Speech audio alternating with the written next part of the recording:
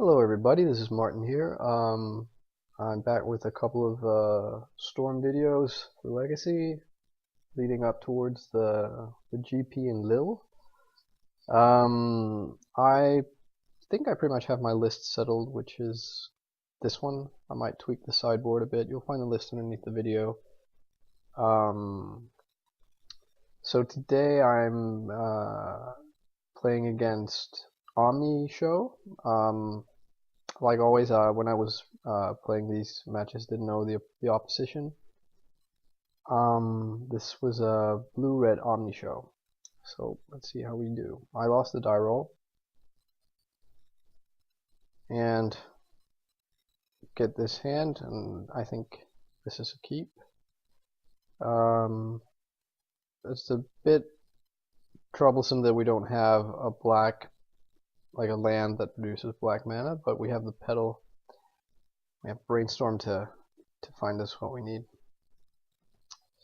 My opponent keeps 7 as well, and goes Flooded Strand, Island, and Preordain. So right now I'm thinking he's either on, he or she is either on Omni or Storm. There's a slight possibility that it's someone playing like a Grixis control list. I've seen them run Preordains and basic islands as well, just for maximum dig through time value, but Flooded Strand seems off. Anyway, just close this down, as that isn't working anyways. Alright, so my opponent passes the turn, and we get a ponder, so I think that's a pretty nice place to lead out. If the ponder had been like not a cantrip, let's say like another discard spell or a mana spell, I think I would have just I would have played Volcanic and just passed the turn, and then save my Brainstorm for later.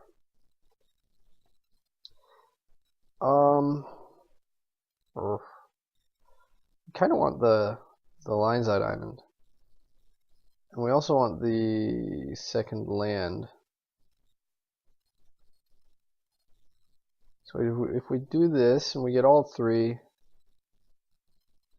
then we can Dark Ritual, use a mana to Duress if it doesn't get countered.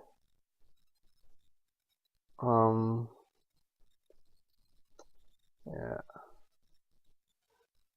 I think we keep this.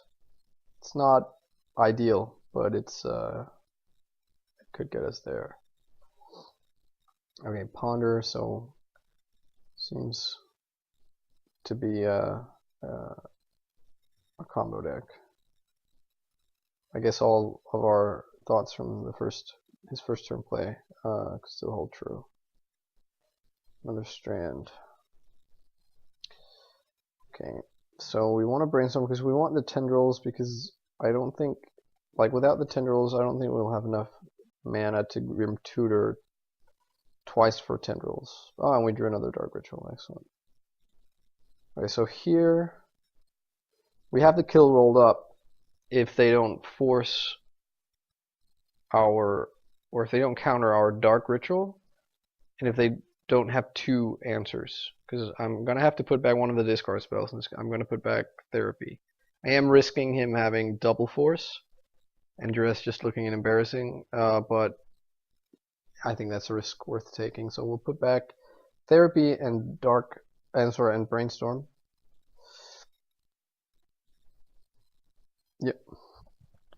And we'll Petal Dark Ritual. And if he counters this, we're sort of in a bit of a bad place. Especially also because I actually put back Therapy on top, which was a huge mistake. I would have, if this doesn't work out for us, we want to draw the Brainstorm next turn, but I messed it up. Okay, but it doesn't get countered, so we'll Duress him. And Huh. Well, it's a pretty clear-cut. It's pretty clear-cut what we have to do. We take the force, and he has one chance to brainstorm into another force, and he has 49 cards left in his library. So I like those odds. And he wants Omni. Nice to know.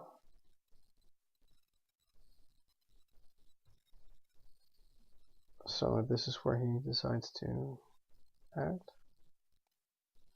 Yep. Alright.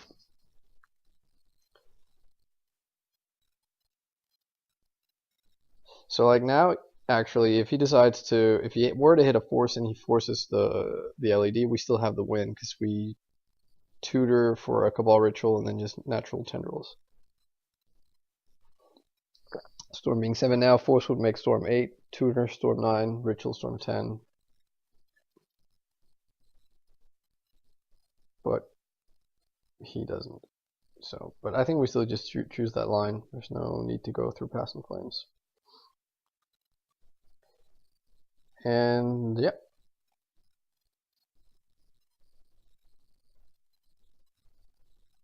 So that was game 1. Alright, back for game 2. Sideboarding wise, I bring in the 2 Xantid Swarms, I bring in the Ad Nauseam, and I bring in the Chain of Vapor. And the Chain of Vapor is by far the least sort of set in stone thing to do, because I can't remember the last time I saw a white leyline. But I assess it to be worth the opportunity cost, because if they have one, then it's just so bad for us.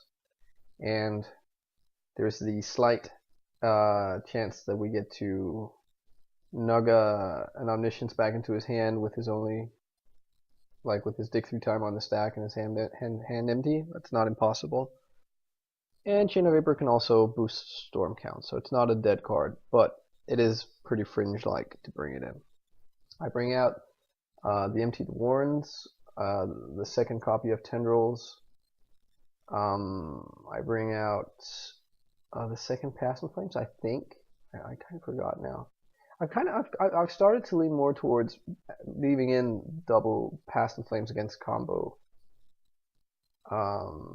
Especially against like the mirror, but I think I brought out the second Tendrils. Oh, sorry, the second Past in Flames, and I think I shaved one Cabal Ritual.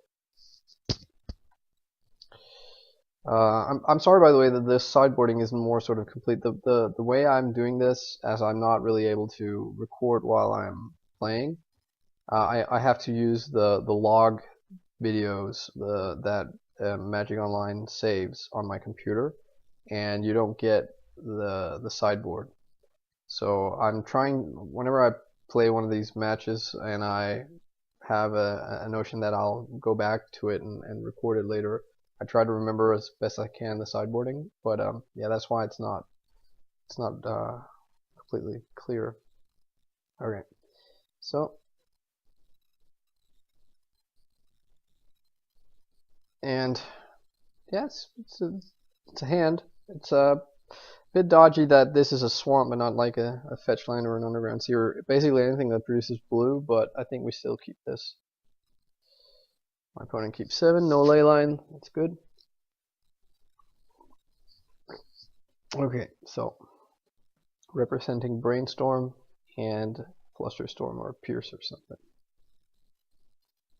So I'm gonna lead out on the somewhat like this will make things look like I have like a really sketchy hand, and I guess I do in a way, but more sketchy. It makes me look like I don't have a land. And we are going to try and cast a Brainstorm. That will elicit a Spell Pierce. Okay. I was actually not expecting Pierce. I guess this deck runs Pierce. I just thought they ran Flusterstorm. Okay. So I won't pay, but I will Therapy him. And considering the makeup of my hand, I have to make this a defensive therapy, I think. Like, if I were to go for a Force of Will, and then I'm at least a couple of turns away from piecing things together, so there's just too high of a risk of me dying in those 2 turns. So I go ahead and name Show and Tell, and I hit. And so his hand is another land, a Ponder, a Force, and a Omniscience. Okay, Force, Omniscience. Oops. Like this, Force, Omni, Ponder, and Strand. Okay.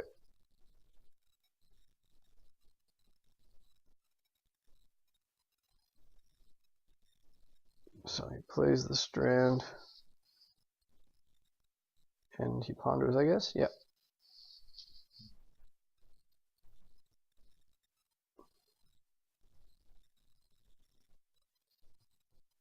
That's another thing with the format here is that the replays, they don't show me whether or not people shuffled or kept with Ponder, stuff like that, like if Preordain sent the cards to the bottom or the top, and I can't remember all the time, so yeah, it's a little bit of a problem. Okay, so we drew a Thoughtseize,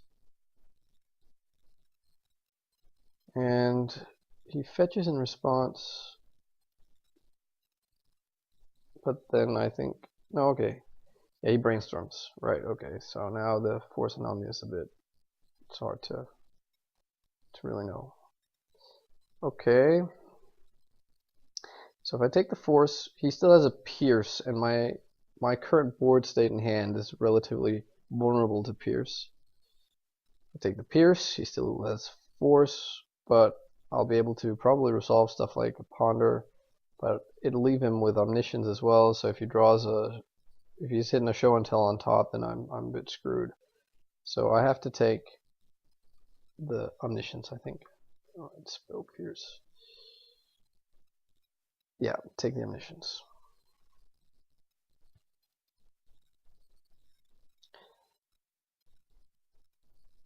Wait, in his hand he also had a land, right? Is it Strand? I forgot. Yeah, what's the Strand?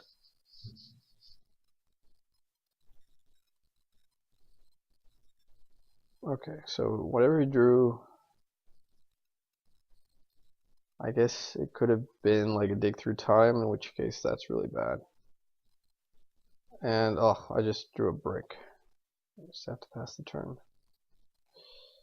He fetches Preordain. Yes, you may Preordain. And just passes the turn. At this point, I'm really dreading him untapping and killing me. Ah, land. That's very, very, very good. Okay, so I need to get something going here, but he has that Pierce, and if I cantrip now with 1 mana open, it's just gonna have like a Spell Pierce like bullseye on it. So what I do is I crack a fetch, get a Trop in anticipation of hopefully drawing a Xantid Swarm at some point, and then I try to bait out a counter with one of my Infernal Tutors. If it resolves, great, I get another line side diamond, that's good. If it doesn't, then I'm actually also okay with that. And he does Pierce. Okay. Alright, fine. I'm still, like, he has the Force and 2 cards I don't know. So I could very well just die. But, well, I guess I can't really die that way, but I could have an Omniscience in play against me, but I don't. Alright, so Brainstorm's good. I lead out with Ponder. Huh. Okay, so I guess I don't really want the Chain of Vapor. And in a way, what I need is a discard spell, right? But what we could go ahead and do is we could take both rituals, like take a ritual now and then draw one in my next upkeep or my next draw step. And we can try and make him use his Force on our Ad Nauseam. I think we have to get him to, Well, we have to get the force out of his hand, and him pitching a blue card is also quite relevant. At the moment, we feel a bit behind, I think. So yeah, him getting, like, losing a blue card to pitch to force seems relevant as well. So I think we're going to put them Vapor, Ritual, and Draw Ritual.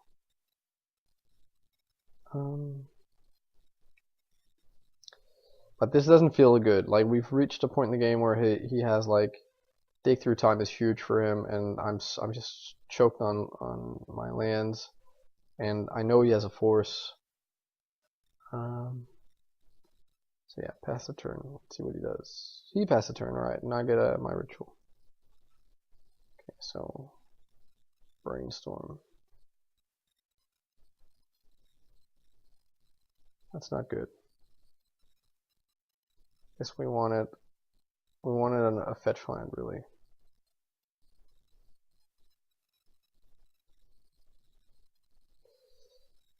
Okay, so we put back the chain. Actually, I think what I needed to do here was keep the chain and play the petal, and then just have chain as a sort of a Hail Mary if he shows in Omniscience. But I don't. I put back chain and a tutor, and I decide to make him force on his turn.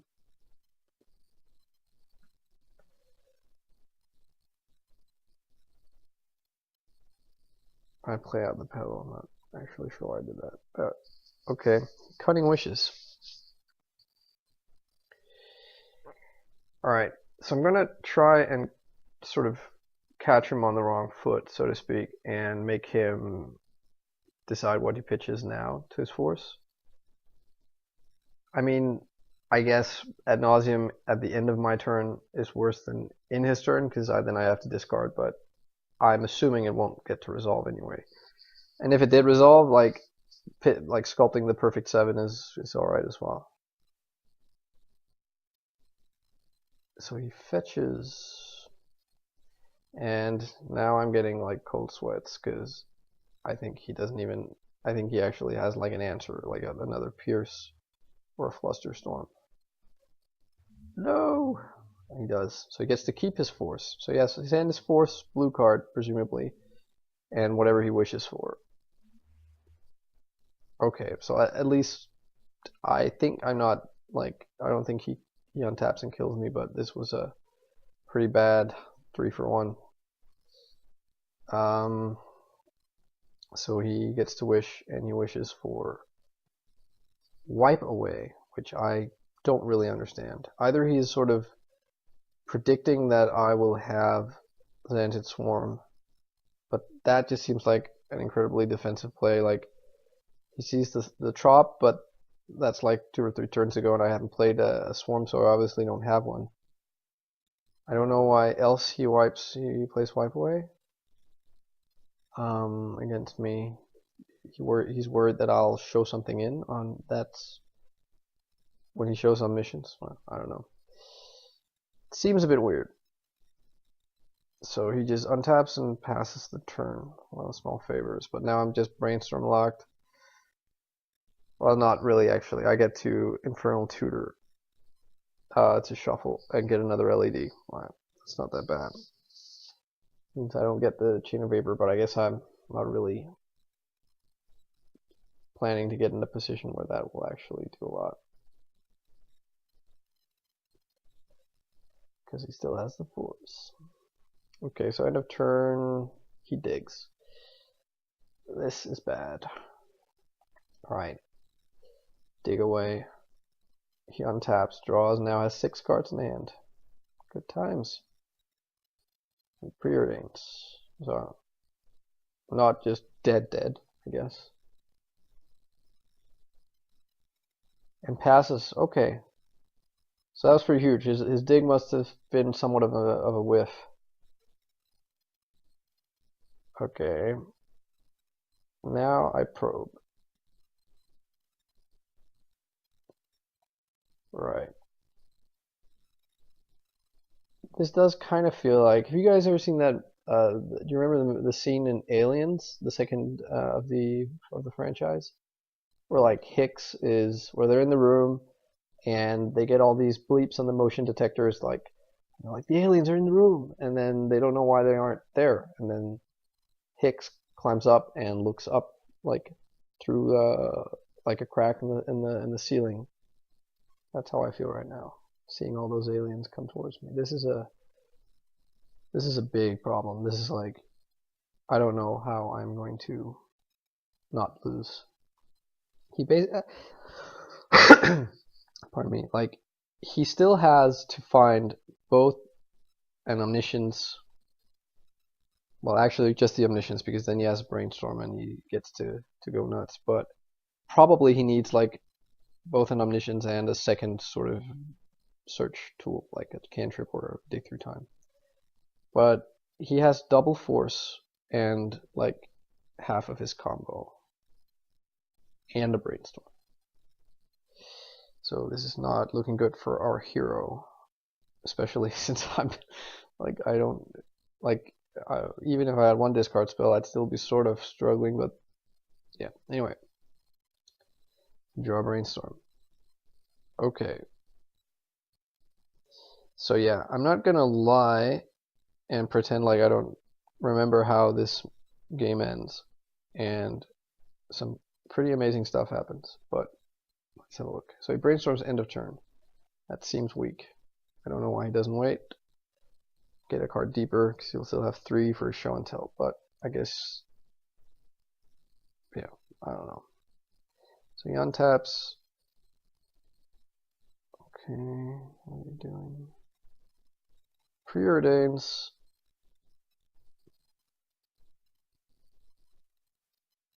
Okay, show and tell. I guess he found it. So, like, I'm assuming at this point that I'm dead. I'm gonna go ahead and Brainstorm, and I'm not really sure what to hope for. Like, if I find a Swarm, and he shows in Omniscience and I show in Swarm, then he has to kill me there and then, pretty much, because my hand is like, and I have rituals in the yard, so I can Infernal Tutor for Past in Flames. So if I'm him, I think I just snap off a force on this Brainstorm. But I mean, at the same time though, if he found his Omniscience and a cantrip, then me having Swarm probably won't matter, because he'll just get me. But I was pretty surprised for him not to counter this. And lo and behold, I found my little bee. Still thinking that this is a complete lost cause. But we put back we put back Delta, we don't want to draw that, and then we put back a diamond to draw. We say show and tell resolves, that's fine. And I put in the Swarm. And it's Emrakul. Oh, and I just couldn't believe it. I just could not believe my luck, because now he's dead. Like, he has to wipe away, but he only has 1 mana. And I just have him dead to rights. I don't even have to draw the second LED. It's just so good.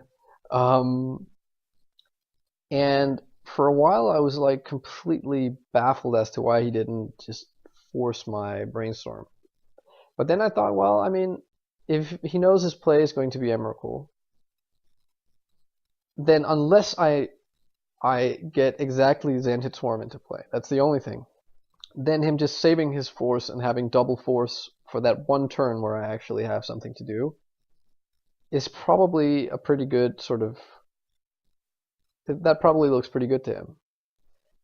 So like when it happened, I just thought, what the hell? Why did you not force? That's just it seems like a misplay. But I actually think there's a rationale for not doing it. It just completely backfired on him. So I mean, let's say that he forces the Brainstorm.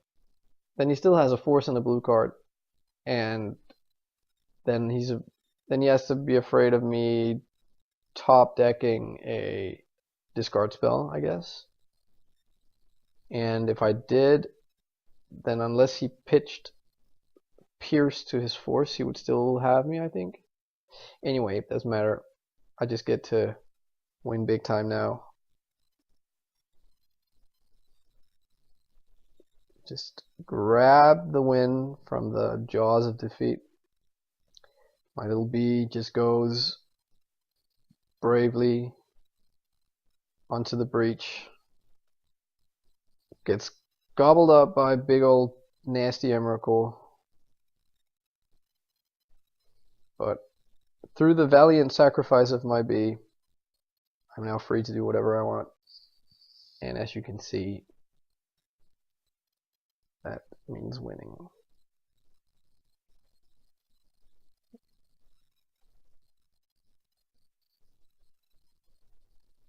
And you can see it's yay! Xantid Swarm. Yeah, that felt incredible. I really felt at various stages during this game too that I was just dead. That probably should have been. I think the dig through time only needed to be a little good for him to find the cards he needed to win, I think, and I think it just gave him more counter spells. Yeah, there is something to be said about the distinct pleasure of winning after you have shown and told a Xantid Swarm into play. That against a show and tell deck, that is with a grip full of counter spells. That's just so awesome. All right, well, thanks for watching, guys. I hope you enjoyed, and I hope to see some of you at Lille. All right, bye bye.